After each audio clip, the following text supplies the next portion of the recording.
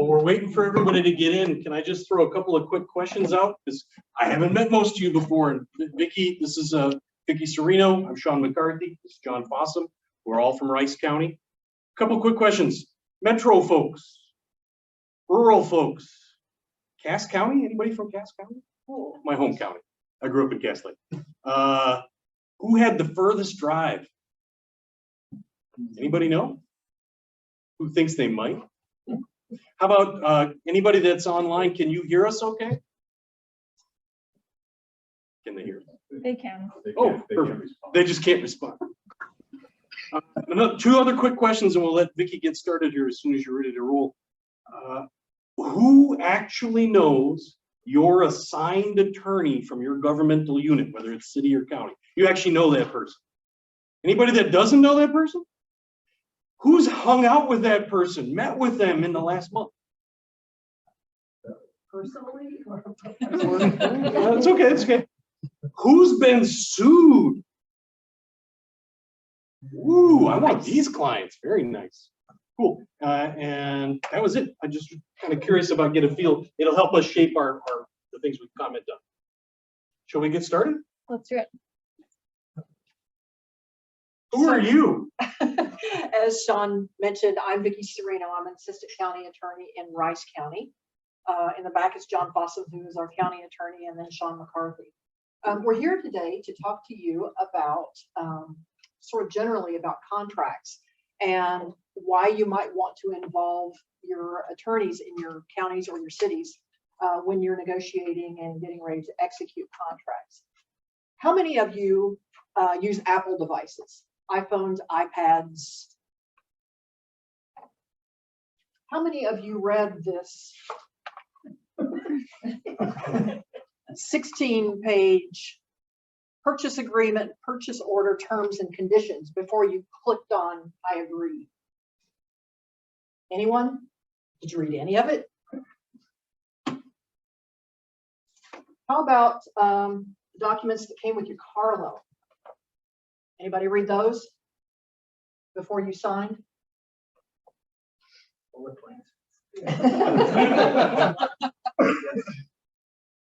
So I take it that you're not really 100% sure what you signed and why you signed it.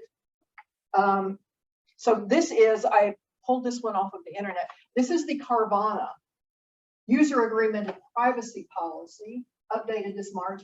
And to their credit, they do say right at the top, thank you for your patience. This is a long one. So this one is, I think, 44 pages.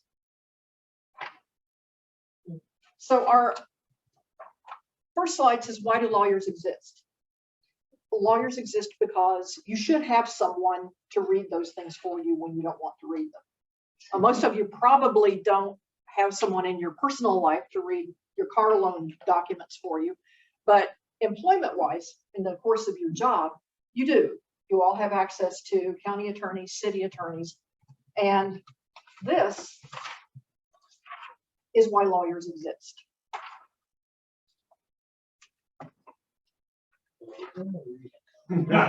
Yes. Yes.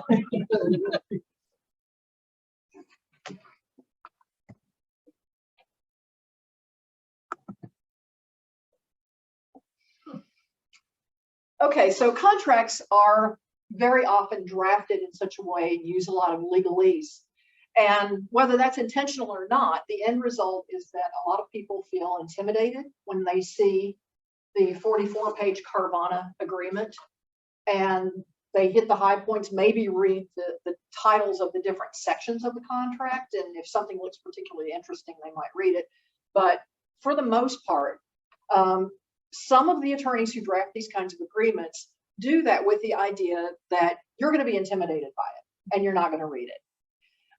Hopefully these attorneys are ethical enough that they're not slipping something in on you. And certainly for the bigger companies, that's not as likely to happen, but it does happen.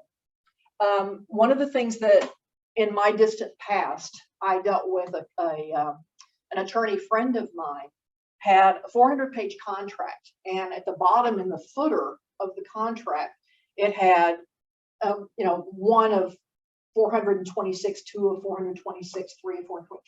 No one checked the page numbers. They went through, they read the contract fairly thoroughly, except for the pages at the bottom, and signed the contract. What happened later was the person with whom they executed that contract had left 3 pages out. And when a dispute came up about the contract, they're like, see, it's right here on page 263 of 427. And those 3 pages hadn't been there in the, so there were some terms of the contract that were not very favorable that had perhaps accidentally been left out. So that's just one of the things that, you know, if there are pages and page numbers, check that. And this is why lawyers exist. Okay, we're from Rice County.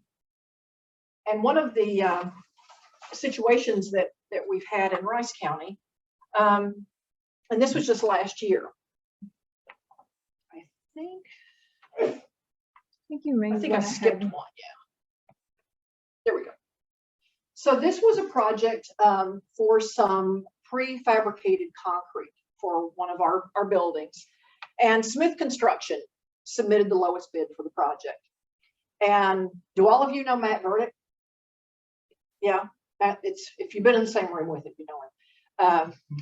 Matt, thank goodness, when he got this proposal from Smith Construction, thought it looked a little weird. The business card that was attached to the proposal was on really flimsy, sort of a shiny sheen paper. And it had, you know, John Smith's name. I think it said, let's see, business card listed John with an email address of estimator@smithconstruction.com and a telephone number. There is no website for smithconstruction.com. So Matt did a little bit of the legwork and brought it over to me and said, you know, this looks sketchy. And so we went to the Secretary of State's website. And anyone, you don't need to be an attorney to go there. You can go to the Secretary of State's website and look up businesses and see if they're in good standing with the state. This construction company did exist. It was licensed through the state, and found the names of the principals of the company. What we ended up finding out after Googling the principals was that John Smith had written this proposal from the workhouse, where he was serving a sentence for forging bond documents for government construction projects. Well, it was a federal sentence, and he was in a halfway house. Oh, it wasn't the workhouse, it was a half. Okay. He was a guest in the So Mr. Smith had served prison time for fraud, aggravated forgery, drugs, and theft. Most of those charges were related to his various construction companies.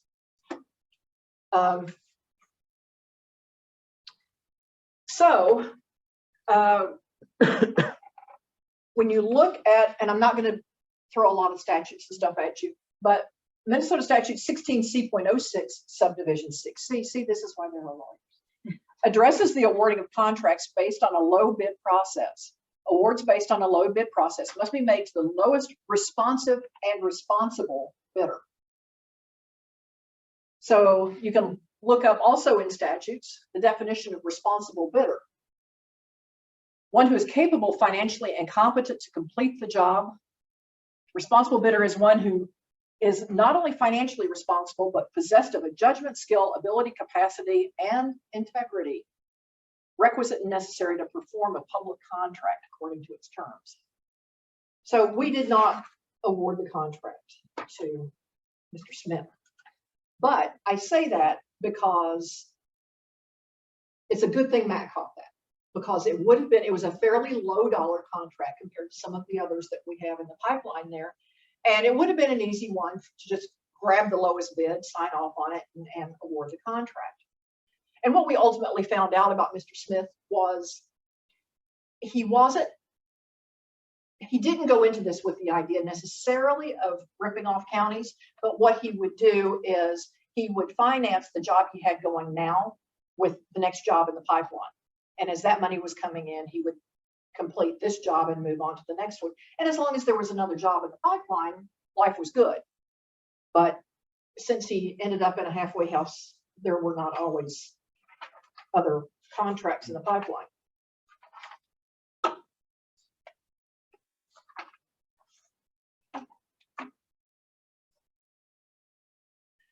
So you guys are the first wall for construction and maintenance contracts. You know your vendors. Your county attorney or city attorney's office doesn't know the vendors the way you do. You know the timelines that you need. You're the ones who hear from employees when the facilities aren't what they want or need them to be. You talk with your county or city leaders, your board of commissioners, and the department heads, and you know what their requirements are for their portions of the facilities. You're the ones who have to deal with poorly performing vendors, particularly when your termination clauses don't allow you to cancel the agreement. So this is what you bring to this conversation with your county attorney or your city attorney when you have a contract that you want them to review. If it's a vendor you've had a problem with in the past, but it wasn't significant enough that you maybe don't want to work with them again, you can talk about that. Share the things that you know about these different topics with your county attorney. One of the things that is important here, and we'll talk a little bit more about this in just a second, but the desired timelines. If you have a project that county commissioners have told you, we want to open the doors on August 1st, and you get a contract that the beginning date of the contract is July 15th, you're not going to want to execute that contract. So you need to make sure that the timelines that you're given from the department heads or the commissioners are working with the dates that your contractors are telling you that they can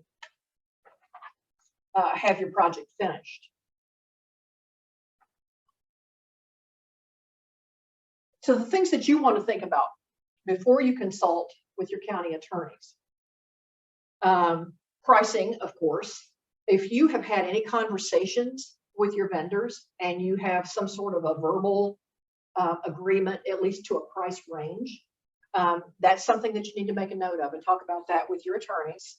Scheduling, if you have those deadlines that somebody wants the project done at X date, the scope of the project, and avoiding scope creep. And I know all of you probably have experience with that, but it's the power washing analogy. You power wash the front of your house and all of a sudden the garage looks like crap by comparison. So you have to be careful that your scope doesn't creep out of control. Vicki, I just saw 9 people nod as you said. And buy a really good power washer at the outset. It's not a place to try to save money, because when it quits right halfway in the front of your house, it's not a good look. Termination clauses. We've had an experience recently in Rice County with a termination clause. It was a 36-month contract, and the termination clause was a 48-hour period every 3 years.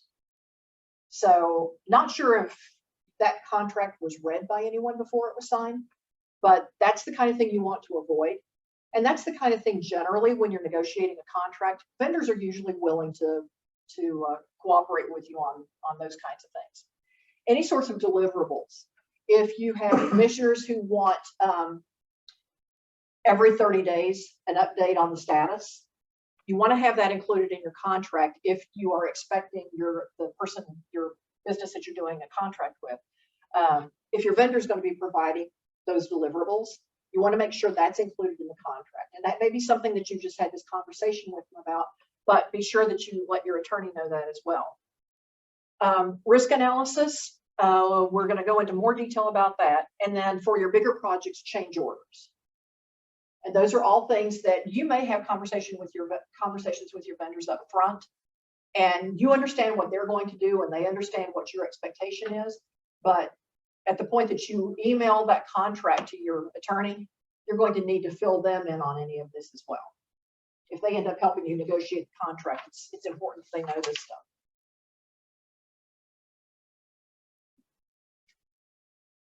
So contract risk assessment. What's the likelihood of the risk occurring, and what's the impact if it does occur? And of course, this is going to vary with every different project that you have. And generally, as the lifeline of the project gets longer, the risk tends to drop and spikes again right at the end of the project. So there are a couple of nods at that too. So, but you need to be the one, you know this better than anyone. You know what these risks are and what the worst case scenarios are if it occurs. Again, that's a conversation to have with your county attorney or your city attorney. What's the risk threshold? Pretty much every contract I've ever seen has some level of risk, no matter how big or how small it is. So you know better than anyone, well, along with your county attorney or city attorney, how much risk is your government entity willing to accept? So these are all important conversations for you to have. And then mitigating risk.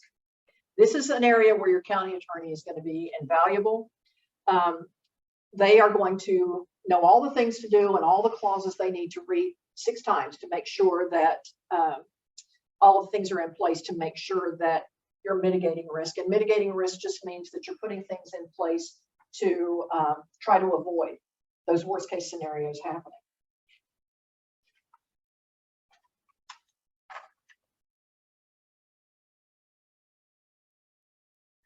So a big area of risk analysis is indemnification. And indemnification just means that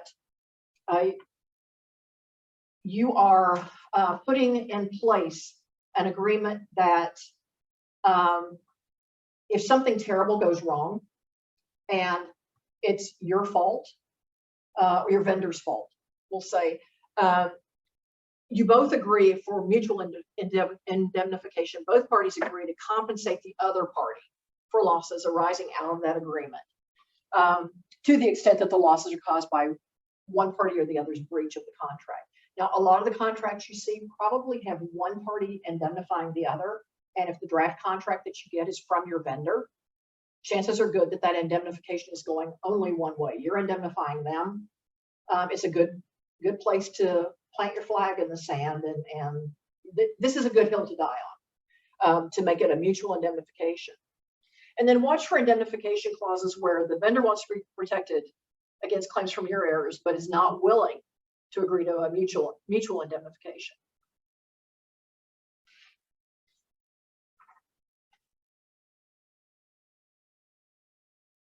And then the rest of risk analysis, there's insurance, warranties, and termination clauses. Sean's going to be talking more about the insurance aspect of it.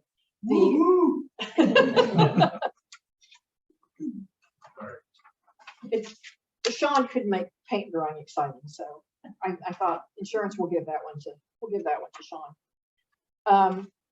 Warranty clauses within contracts bind a party to perform their contractual duties in a specific way. So most legal actions that are taken on contracts are breach of contract actions. And those actions can be based on a lot of different factors. Examples would be your vendor is missing their key delivery dates, if those are specified in your contract, or your vendor's using materials that are substantially different from what you specified in your contract. All of those are going to give rise to breach of contract. So that's where you want warranty clauses. And then termination clauses, and these are also called severance clauses. And these termination clauses are exactly what they say. They authorize a party to terminate the contract without the termination constituting a breach of the contract. So it's something that you have the right to do. There are 2 broad types of termination contracts. There's a termination for convenience, and that allows one party to decide not to go through with the deal, even if no one has done anything wrong.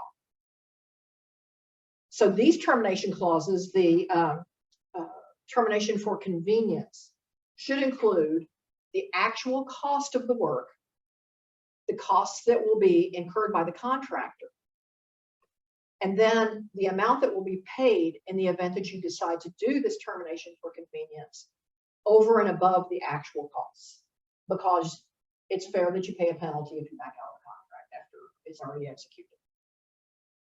And then there should also finally be a section in that termination clause that says that the vendor can't make any other claim for damages against the company after you've already fulfilled all the other requirements of the termination for convenience.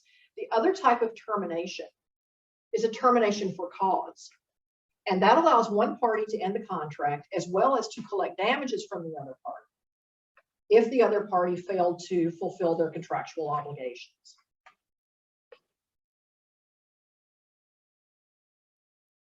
So, quick checklist. Before you ask an attorney, whether it's county or city, to come in and work with you on a contract, the things that you should have in place as you walk into that conversation, you should know ballpark pricing and budget, what your contract beginning date, your effective date, and your delivery date are, as well as you can determine that. You should know termination clause. And for that, you should know what are the deal breakers. You know, there is a small breach of a contract might not be a reason to invoke this termination, but if it's something big and you need to talk to your attorney about how far you're willing to go there. The mitigation that we talked about, deliverables. If you have department heads who want to see an update every Friday afternoon, and you're expecting your vendor to compile that for you, you need to have that information to your attorney. Warranty clauses. And then for your larger projects, you'll want to have both a project scope and change orders. So that concludes my part of this.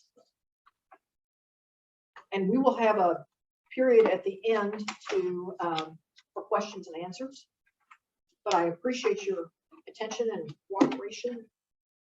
I'm going to turn this over to Sean. You can clap for her. She's a really nice lady. Good afternoon. All right. So those of you that don't know Matt Verdict, you got to get to know him. I'm going to start off here with something that Matt has specifically set up for your next quarterly meetings. We're planning ahead. Can everybody hear me okay, including the folks online? Good deal. I'm Sean McCarthy. I'm with the Rice County Attorney's Office. And Matt, who's our facilities manager in Rice County, kind of had a little contest here. So a facilities manager, a lawyer, and the head of the safety committee go to a surprise retirement party at a local bar. They all get there, they go in together. It's dark, really dark, like no windows dark. They find a switch, they try to flip it, no lights. They feel around a little bit to see what's going on. They find a brand new package of light bulbs, a step ladder, and a skateboard. What happens next? The best answer by next quarterly meeting, Matt Verdict is going to buy you lunch and a box of light bulbs.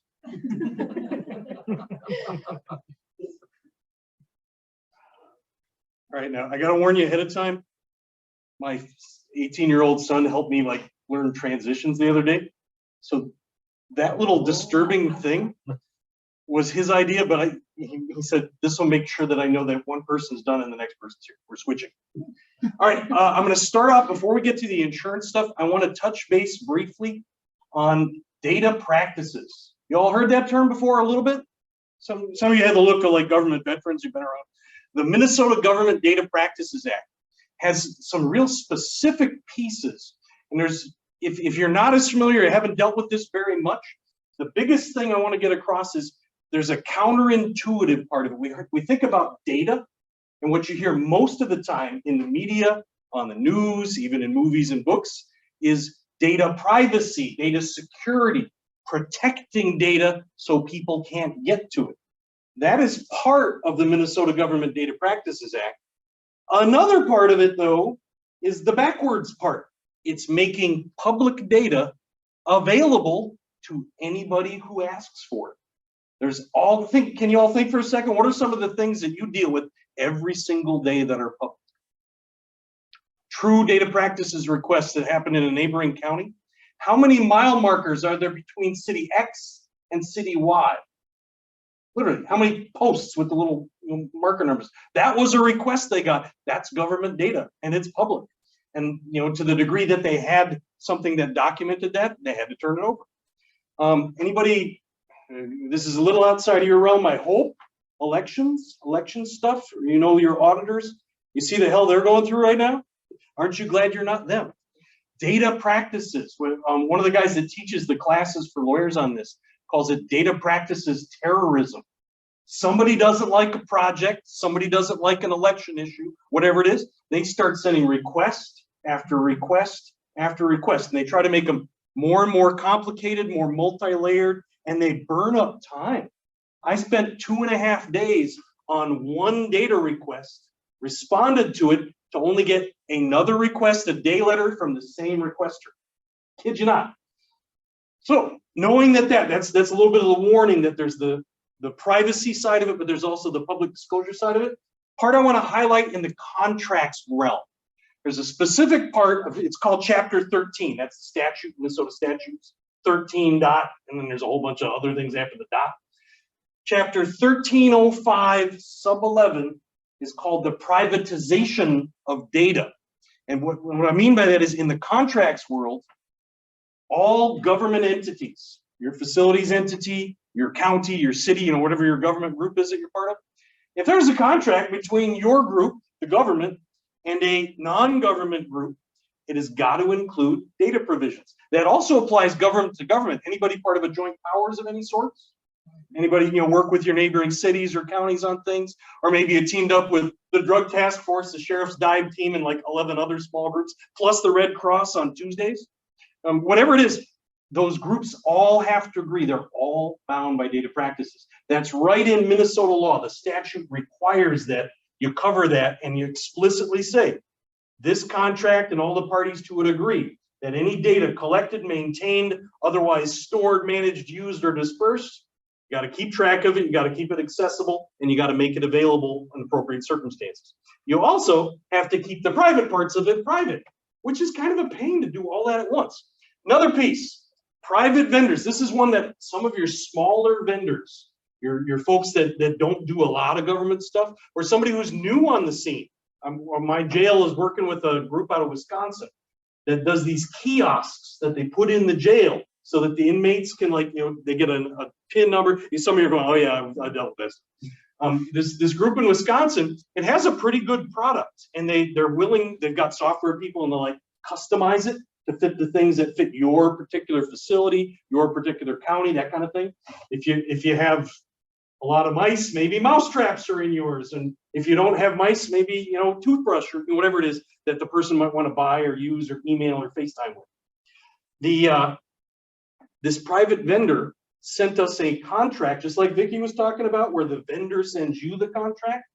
Not only did it shift a whole bunch of the risk was all on the county, it also said that if we were dissatisfied with the contract, we had to sue them in the state district court where Milwaukee, Wisconsin is, whatever county that is. We had to go from Rice County, which is where our jail is, our people are, the kiosks are at, where everything about our work is there. We had to go to Milwaukee, Wisconsin to sue. That was a red flag for me, kind of jumped up. You get the point though. The key here is those private vendors, not only, you know, you got to watch out for those weird terms, they are bound by the data practices. If this kiosk company is keeping data as part of this, they might be subject to data practices requests that either we need to get it from them, or they may in some instances, again, depending how we set it up, need to turn it over to the requester. That all makes sense? You're all kind of familiar with that? Another piece of it, violations. Anybody know? I mean, the numbers are on the screen, so okay, you can figure this out. It used to be a much lower number, but they've revised the statute the last several years to where the low end of a data practices violation, either don't give something public to somebody who's entitled to it, or you give something private to somebody who's not entitled to see it. The bottom line of that is $1,000 minimum, up to 15 grand per offense, per act.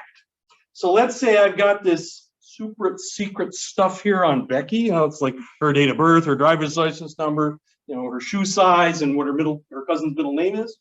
And I share that with Mike. How much am I looking at risk here? Top end? It's on the board. I mean, come on, you guys gotta get with it. And then I also share it with Nathan, and then he passes it on to Kyle.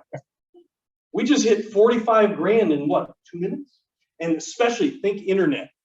If you have something that gets shared electronically, how hard is it for suddenly to be forwarded to 100 people? 100 times 15K, I mean, you do math better than me probably. I went to law school to avoid the math. All right, in addition, I want to give you a real highlight here. Anybody working on some bigger projects, big dollar, big controversy, or something that's, you're kind of torn up in your county or your city, there's a split on your council about it, split on your board, or have you worked on something like that in the past, or you got one coming down the road next year or something like that? Rice County's building a new public safety center, new jail, new sheriff's office, new storage buildings related to that, whole bunch of stuff, big project. We need to. Department of Corrections came and did a kind of an audit of the Rice County's facility, and it's a really old facility. And they basically said, your space is too old, too small. You don't have enough classroom space. They don't have a space anywhere as big and nice as this room we're in right now. And if you're going to have somebody who's in jail for a year, well, maybe they want to get their GED. Maybe they need chemical dependency treatment and counseling. Maybe they need Narconon or Alcoholics Anonymous or some kind of group meetings and therapy type stuff. You need to have, if you're going to keep somebody locked up for more than 90 days, you need to have space for those kinds of services to be provided. And they basically said, you got too little space for too many people, not enough classroom space, not enough of the things that you need for this to be fair in the way that jails are supposed to run. So the letter says, and so, dear Rice County, Mr. Sheriff, we're going to reduce your county's facility from a long-term facility to a 90-day maximum. Now think about that for a second. What does that mean? It means a lot of deputy drive time shipping people to other jails. You've probably all heard about that sort of stuff in your own, because we all ship people to each other's jails at different points in time. That's a big deal, right? So the board was faced with the question of this kind of big dollar project. What are we going to do? One thing that came up fairly early on is they had some choices. It was going to estimate at a minimum just the transport costs and the housing out of county costs, paying somebody else to house your prisoners, was going to be $1 million+ per year. That came up very quickly. And then there's a whole bunch of meetings like, what are we going to do about this? And made some choices. Well, we could team up with this neighboring county. We could take our existing place and rehab the existing space. We could rehab this other existing space we have, or we could build a brand new place on a new clear spot. And there's different price tags approach to that. That sound like something you all get sucked into, those kinds of things, whether it's a jail or a storage facility or highways needs a new building or it's a new park. You're all going, oh yeah, this is my life, dude. You're my people. With that in mind, here's a couple of tips. Consider from a data standpoint. Are you all familiar with the concept of a builder's exchange website? Someplace where maybe your architect or your project manager uses this website to put out bids, to submit and receive all thousands of pages of documents from all kinds of people. It's all in a safe, secure, appropriate place. It can be sorted and all that sort of stuff. Who gets to see that? Anybody? Subscription only for most of those. You got to be somebody kind of in the industry to get access to it. Joe Public can't just sit down and find that stuff. Rice County, because this was a controversial project, we had some people that were challenging whether or not that money should be spent a certain way, started making data requests. We also started getting, anybody heard of these groups? Let's see here. Deltec, Braun Intertech, Smart Procure. That's one that's more of your finance people get these. Our finance people, once every quarter, get a request from this big company called Smart Procure. What it is we want a list of everything you've ever spent, every invoice for the last 30 days or 90 days. And then 90 days later, they ask for it again. And they do this for every county around the state and throughout big chunks of the country. What do they do with all that? They dump it in computer databases and they sell it to people for marketing. So they can figure what counties and cities are spending what dollar amounts for certain things. Smart Procure is one of those. Builty, the Builty app. Anybody heard of that one? Built, B-U-I-L-T-Y, Builty. It's a zoning permits. They want to know what permits for building and zoning are being issued. They're like in Florida or someplace, and they send these requests all over the place, nationwide. I've talked to at least 4 other county people like, oh yeah, we get that every month. And it's public data. Problem is, who's in charge of finding this stuff, turning it over, responding to it, reviewing it, doing stuff. In our county, part of it is the lower level day-to-day stuff, like our sheriff's office on crash reports. Sheriff takes care of most of that because we've given them training. And if they have a question, they come to the county attorney. If it's a bigger, more complicated thing, like I want everything you've ever done regarding this new jail and every piece of document regarding financing and all the plans and all the specs. Okay, is there one person who has all that? No. Who got stuck with it? The lawyer. That's as Vicki said in the beginning. That's part of where it's good to get to know those folks. If you haven't met with your lawyer in a while, maybe the next time you got a batch of contracts coming in, plan half an hour, plan coffee over 15 minutes, plan an hour in the afternoon and say, hey, can we just touch base? I went to this really cool seminar. These presenters were amazing. Rice County has their act so put together. And what can we do in talking together to see what I know as the facilities person? Remember, Vicki gave you that great list of things that are real specific to you. That as the lawyer, I don't know any of that stuff. I don't even care when the start date is. I'm focused on what are the legal terms and the risk assessment contract, right? But if we take what you know is important and put it together with what your lawyer knows how to do to give you some management, some control over those risks, to help get some things in place to make your life easier, to put the burden of responding to all the data stuff onto the vendor rather onto you and your staff, wouldn't that all be pretty cool? So here's an example. Rice County took everything on that Builder Exchange website. Once they started seeing, we're getting all these requests from these data mining companies that want to take our data, package it together with everything else they gather and then sell it to people. Plus private people who just, people in the community who want to know stuff, plus those outspoken people that are kind of in opposition to the project, who are kind of doing those data terrorism type requests where they're just trying to harass us or whatever. We made this special website.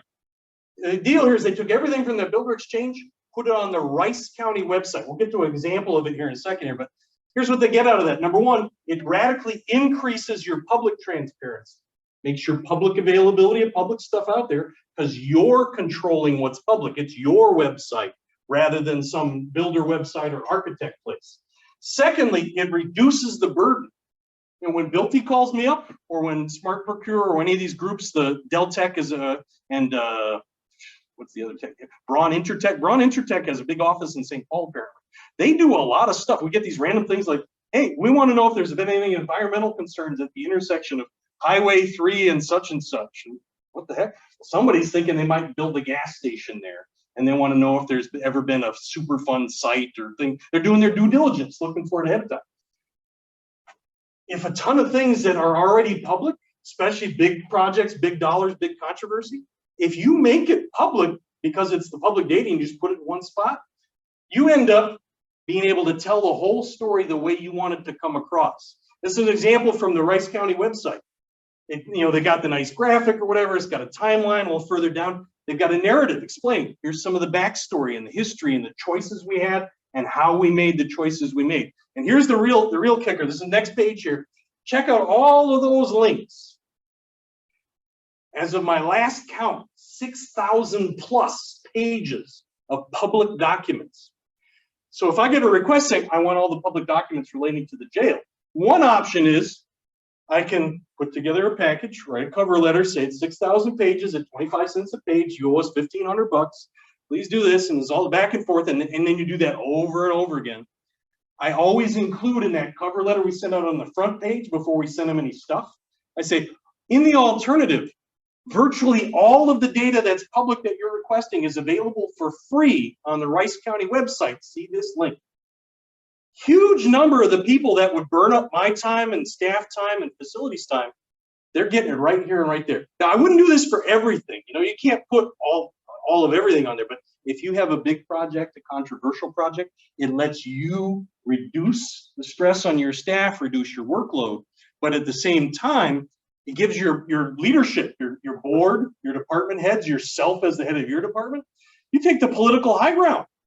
Hey, somebody's asking about this. We have chosen to make everything we can as publicly available as we can because we believe in transparency. We want the electorate to know what this is all about, and we don't want anybody to feel like we're hiding the ball. Does that make sense? From there's a political dimension to that as well as the consequential side of it. With those things in mind, I'm going to switch gears to insurance. A couple of tips before I kind of get into some details here. There's certain kinds of insurance that if it's a contract with the government, contract with the county or city, you pretty much have to have some of the must-haves. General liability. This is your general, slip and fall, or gee, staircase collapses, or there's some kind of somebody gets hurt, some kind of duty was breached, and there's a tort of some sort. That's the money to cover that sort of stuff. All right, question for y'all. Think for a second. What's your best liability thing you can think of? I got a good one for you. So, say there's a facilities director, Matt Verdict, who is texting while forklifting and manages to put the prongs of the forklift directly through the front driver's side and rear driver's side window of the county manager, county, administrator. Their personal ride. I mean, how do you even write that up on an MCIT claim? I mean, go figure. All right, that may not be entirely true, but that's a pretty good one, right? Anybody can top that? No? Again, keep looking for those things. Next annual meeting, you're going to have some good laughs coming up. All right. Auto liability. This is pretty self-explanatory. If you got a vendor that's delivering tissues or delivering office supplies and they're driving around, you want to make sure your contract requires them to have auto. Because if they're delivering your stuff to your location and they don't have insurance, who is the injured party going to come after? The deep pocket county or city, because you have deeper insurance funds than your average private citizen. That's one of those things. It's got to be in there. As a matter of fact, these statutes, 46604 and a whole bunch of the statutes around there, they require it. Every single government contract has to include those liability insurances. Workers' comp, that's got its own separate statute. You all know about that one, right? More than most people, because who gets injured the most? Facilities people. Why is it that the finance people never get hurt? Okay, like after 30 years, they get are at repetitive injury stuff or whatever. But I mean, who's walking around and limping on crutches? You know those people. All right, last one: professional liability insurance. This is kind of a special carve out here. It is not mandated by statute. It might be in some instances. There's some situations where it is, and so work with your lawyer on if it's one of those. But important here: Minnesota Counties Insurance Trust, MCIT. You all know what I'm talking about, or anybody not familiar with that? Or if you're a city person, League of Minnesota Cities has I don't know what they call it. Does anybody know what they call it? Say it again. League of Minnesota Cities. Bingo, League of Minnesota Cities Insurance Trust. They're basically ways for cities to get together or for counties, for the county one to get together, pool their money, get better insurance coverage in the long run. The professional liability, if you have an architect, an engineer, a chief security officer for your entire IT that's doing this major consulting project as you transfer from one case management software for like social services to another one, or those kinds of things. These are big, big deals, right? If there's a mistake, if there's a problem and it's the wrong kind of concrete and the staircase collapses, or it's the wrong kind of design of the bridge and the bridge collapses. I think that happened in Minneapolis. Was that where that was? There are things like that that really do happen. Think of it this way. This insurance stuff, when you don't need it, you don't really need it. But when you need it, you really, really need it. And professional liability insurance is generally not covered in a lot of umbrella policies. It is generally not covered and required in the same way. It's not lumped in with general liability the same way. It's got its own carve-outs. Minnesota Counties Insurance Trust recommends between $2 million and $4 million, depending on the size of the contract and scope of the work involved, right? That's another thing. All of these statutes, not only do they say you got to have it, they give the minimums. How much do you have to for this contract to be valid to go forward? This is great stuff. I don't expect you may not be an insurance geek. I'm for sure not. But what I was able to do is I was able to work with Minnesota Counties Insurance Trust, and I know the league has the same thing, League of Cities does, where they have people who are the insurance geeks. Help connect yourself and help connect your lawyer with those people. Even if all it is for a half hour, 45-minute meeting, do one of their online trainings. There's a little resource I'll jump to here. There's a whole bunch of specific examples of alternate kinds of insurance. Data security, cyber liability, that's pretty hot right now. Pollution liability, you don't want the Minnesota Pollution Control Agency to suddenly come in and say, hey, by the way, you can't build that storage facility there until you clean it up because there was an oil leak 15 years ago and nobody ever cleaned it. Wouldn't it be nice to make sure that's covered and you have some money to cover that on the front end and put that on your vendor? Builder's risk, fidelity bonds, crime, performance bonds. These are all things that you don't have to have in every deal, but in some deals, it's more important than others. Work with your attorney to work your way through it. Here's that resource I was talking about. Both the League of Minnesota Cities and the Minnesota Counties, this is a book that they put together every December for the coming year. It's about 60 pages long. There's a website link I'll put in here, and you all get access to the copies of the presentation later, so you don't have to struggle too much. But it's a summary of all those statutes, all those insurance requirements, the mandatory minimums. They update it every year before the new laws kick in for you. And so basically, by going to that for the county's insurance trust, it's this link right here in the presentation. Again, you get access to that later. Likewise, Minnesota County's Insurance Trust has 2 risk managers. These are insurance contracts geeks. And the guy for Rice County, his name's Paul Hadjup. Paul is a super nice guy, incredibly knowledgeable. He returns my calls, he responds to my emails, and he's always just real pleasant and like wants to help. It's his job to help counties do a better job with insurance and with contracts. Wouldn't you want to know a person like that? We all do. And even if it's not your thing, maybe more of that falls on your attorney. Help connect your attorney to some of those resources. There's nothing to lose by at least making the reach out. Find out who that person is. What's their name, number, and their email. Pretty easy step, right? Take you 5 minutes. Couple other things. New topic, ethics, conflict of interest. There are 3 statutes I want to highlight here. First 2 are 382.18. That statute basically says that no county official, nobody, and by county official, that it's not just necessarily elected folks, it can also be appointed. It can also be certain department heads, depending on the size of your entity. Bottom line is, you cannot directly or indirectly be interested in a contract with the county. And where's my small county people? Think about this for a second here. How many banks in your county? Ramsey, you guys don't count. You got more banks than we got people in my county. How many banks in some of your smaller counties? 2, 4, 6, 1.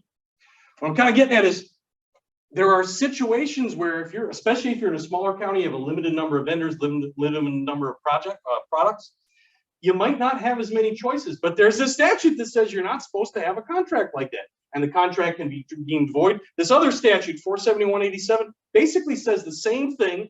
This one specifically is for sales, leases, or contracts with a person in their official capacity. Basically, can you vote to enter a contract that you make money from? That kind of phenomenon. That's generally a bad idea, right? That's what it sounds like. Problem is, if you're in one of those smaller counties, here's the problem. It's a gross misdemeanor, up to a year in jail and $3,000 fine. That's a big deal. Why risk that? There is this other piece, and again, work with your attorney on this. The next section in line, 47188, is this bizarre little statute. It's got like 27 exceptions. There is an exception if you only got 1 bank in town.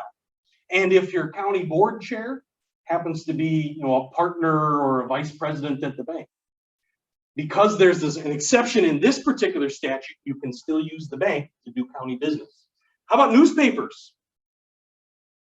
Rice County is a smaller county, or mid-sized county compared to some, right? And John, how many newspapers do we have? 2, maybe 3? 3 newspapers, but 1 publisher. 1 person owns them all. How likely would it be that maybe somebody on the county board or some head of government within the county is related to or married to or is the person who owns a group like that? And that's the nature of the resources in smaller entities. There's an exception for newspapers. You got to do you all do this, right? Your mandatory notice, the stuff you got to put in publication and whatnot. There are exceptions for some of those kinds of things. The exceptions go into all kinds of stuff. You can contract with volunteer fire, volunteer ambulance, volunteer band, community band. Somebody made that a statute. Why? Because I bet you somewhere was a county board member and they and their kid wanted to play in community band together, but they couldn't do the contract unless it was an exception in the statute. The key here is the ones there's not an exception for, that's what you want to watch out for. So the key is when you have a thing that might be a conflict of interest, and you all know, who your county board, what businesses do they own? what businesses do their sisters and brothers and cousins and nephews own. You know those things more than anybody because you also might know, well, gee, there's only 2 concrete companies and the one that always comes in better happens to be the one that's the guy who owns it is number 2 on the board. These are the kinds of issues to watch out for. Work with your lawyer to minimize liability. Politics. I'm going to wrap up real quick here because we're right near the end of our time. Legal versus political questions. It's kind of touched on by Vicki and several of you picked up on this. You ever seen that deal where the politicians don't want to deal with it? Say, oh, give it to the lawyers to figure it out. Or the lawyer's like, well, this really isn't a legal question, this is a political question. Well, what's the difference? Important difference 1. Legal questions often, not always, but often will have a kind of a definite legal answer. Political questions will not have a definite answer. They're kind of like, what's out there? The legal question, that's for your attorney. The political question is for your elected or appointed officials. Now, here's an important concept. How do we answer legal questions? We analyze the law, the statutes, and the cases, the cases interpreting those laws. How do we answer political questions? What do you want? Personal preference and public opinion. And lastly, legal questions are often the ones that the county doesn't like that because what they want to do doesn't match with the law and that bugs them. Same thing on the other side. Political questions are often disliked by attorneys. Well, gee, my county board wants to do this, my facilities person wants to do that, but the law says they can't do that. I told them no, and they're mad at me now because I told them no. Have you all run into that?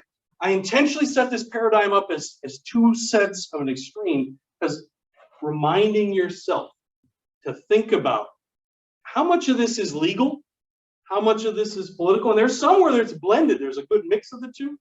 Keeping those things in mind, sometimes it gives you a better way to think about it and a way to do what one of the other presenters said earlier, the guy from Washington County.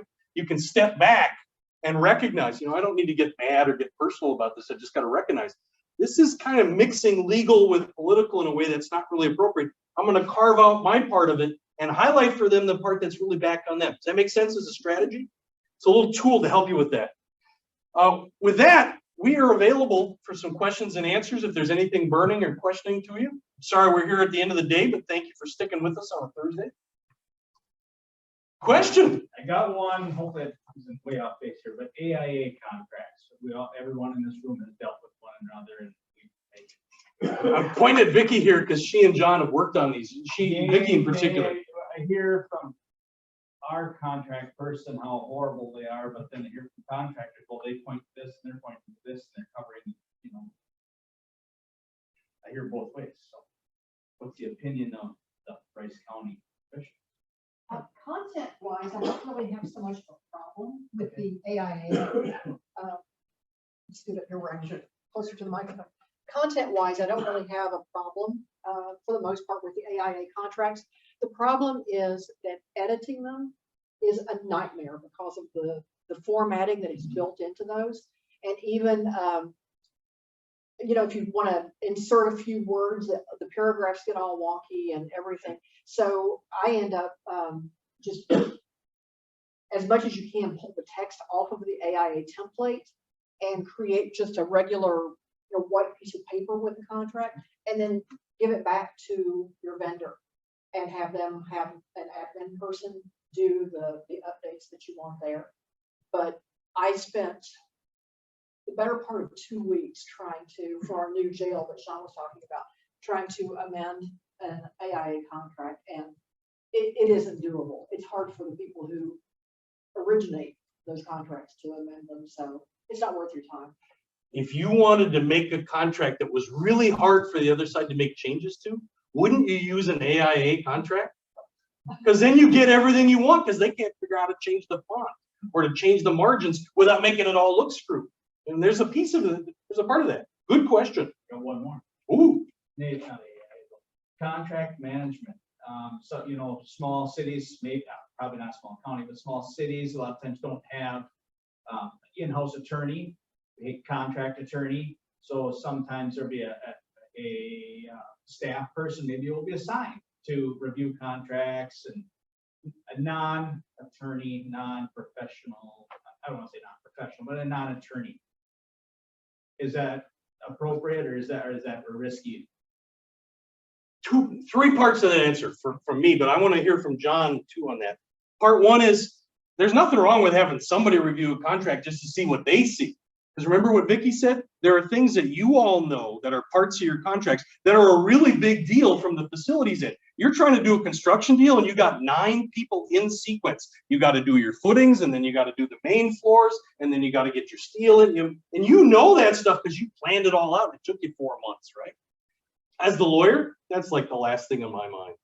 So that's a piece where having some of that non-lawyer review to at least add in those elements is exactly what Vicky was talking about. There is room for partnership.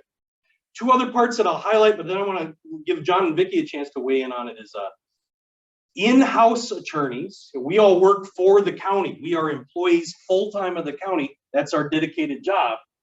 That versus the private law firm that has a contract with your city or contract with your county for certain parts of the representation. And sometimes it's just what do you call it, a retainer, and you pay a certain amount a month and they just do your work. Other times it's hourly. Sometimes it depends on the kind of work. Those are good questions to ask and to know for your agency. If anybody, Kennedy Graven, anybody heard that name before? They represent a bazillion cities on tons of civil stuff. And many of their contracts include hourly provisions, so that the review, you might send it to the lawyer and it makes good sense. You get good product. There are a lot of smart lawyers there, but you pay for it. You get what you pay for, kind of thing. That's one of those hard trade-offs, because when you're a smaller organization, it's hard to afford the benefits and the salary to bring in somebody to be your in-house attorney. And if you're in a rural location, there's not a lot of draw to your location. How do you get folks? I'm going to stop with that, but I wonder, John, do you have some thoughts on that? You've worked both private and public. You've got a lot of experience. I'd love to hear what you have to add. Yeah, I was in private practice for 20 years, and my answer to that for a business person would be, do you want to pay me now or do you want to pay me later? Because the reality is that there's going to be things in the contract that aren't necessarily clear or easy to understand, and that's what Vicky was talking about at the beginning, is that so I think most public entities would be well advised to go ahead and hire counsel to go through that stuff and answer those questions, rather than sign the contract that someone else has presented to you and be at the mercy of the vendor. Because there may be stuff that you understand and you get there. Might be things that you miss, but it is a kind of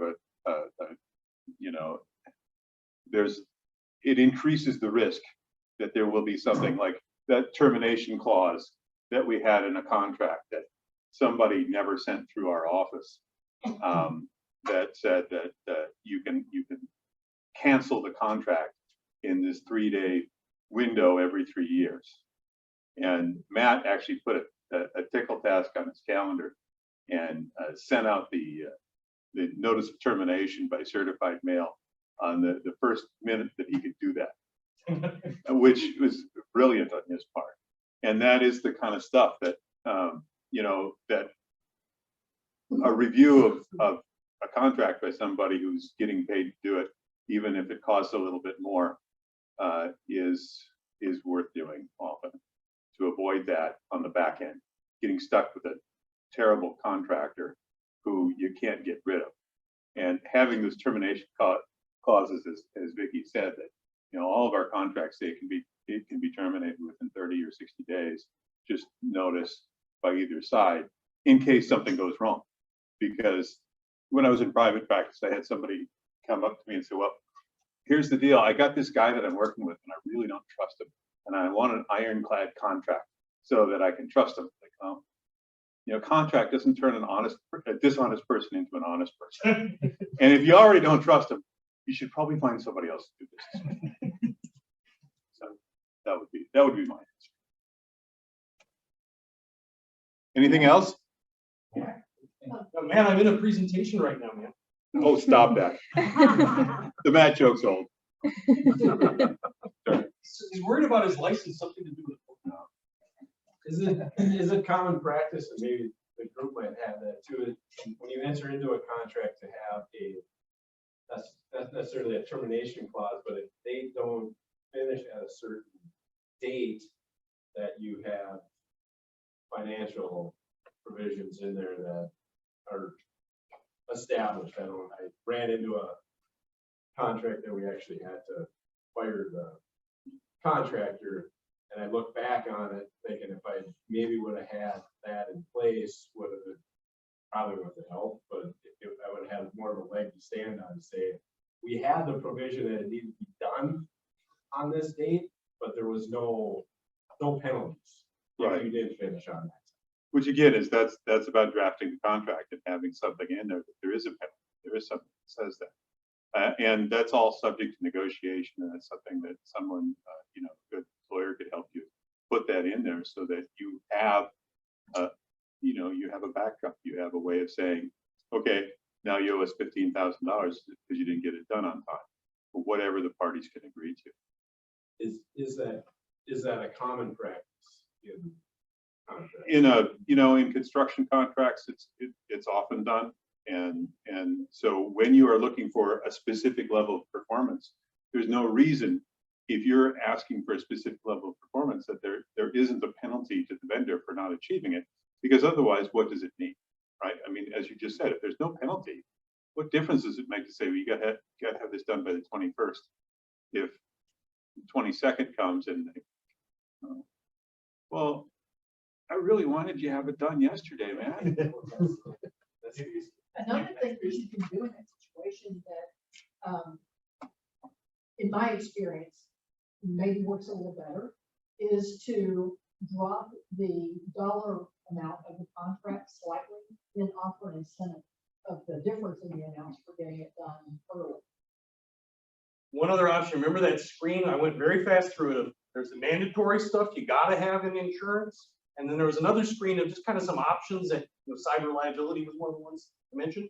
Bottom half of that, in Minnesota, there's a couple of statutes dealing with performance bonds and payment bonds and certain kinds of government contracts. If this contract involves union labor, then you gotta have a payment bond to make sure all your people get paid. Shift that onto the vendor.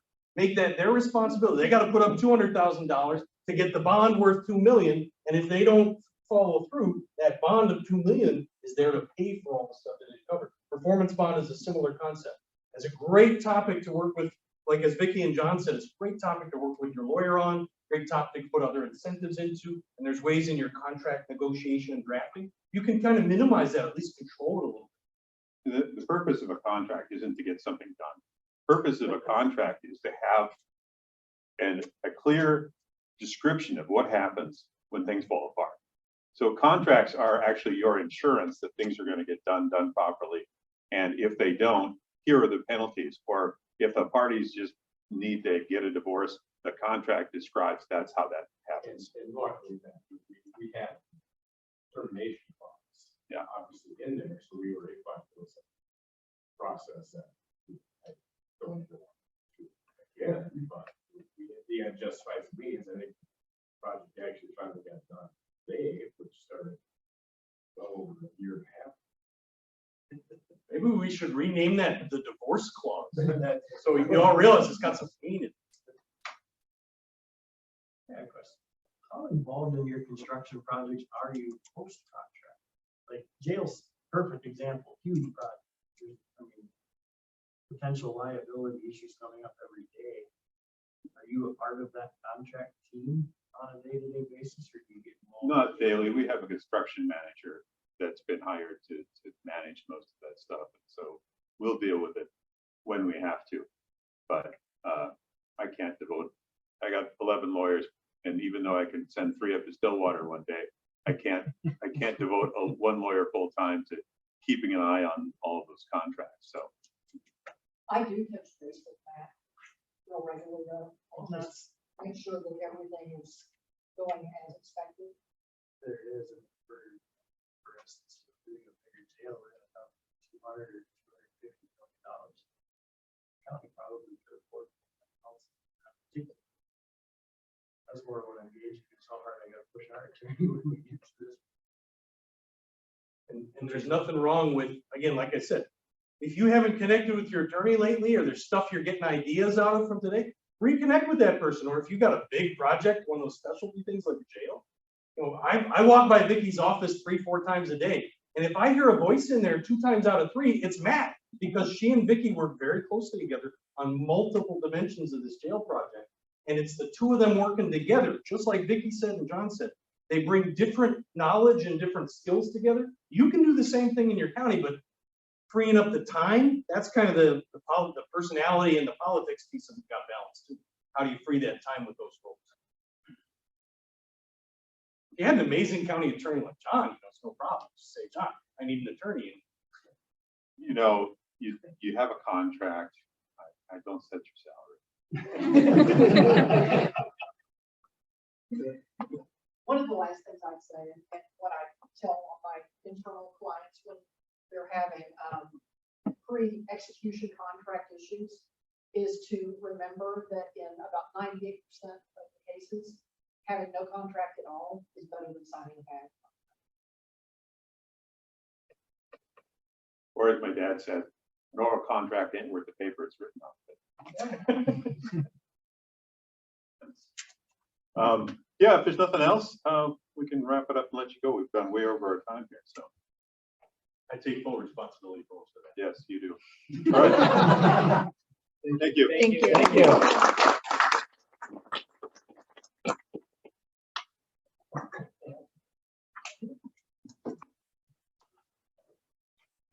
Oh, sure. The one school got built when I was up there. The one out of Michigan, the original one. And then they built the one that. Okay, got one last quick plug. We are looking for a vice president, or maybe with 3 Bryce County attorneys here, we may have found a candidate. If you're interested in serving as a vice president role that Jeannie was in this year, we are looking for candidates to vote on at the annual meeting. One more last pitch. The annual meeting is coming up in less than a month. So if you haven't registered, please do so. We'd love to have as many of you there as possible. And start thinking about if you're willing to host first quarter 2023. We don't have a definitive timeline yet, but sometime January, February-ish, we're looking for hosts just like this. So if you got something you want to show off, or, well, that's usually what we do, something with a tour. So start thinking about that, and we'll have more discussion at the annual meeting. But yeah, thanks everyone for coming. It was a great turnout. Thank you to Rice County for sending a third of your attorney staff up here for the day. And thank you. And I volunteer Matt for vice president. I second that.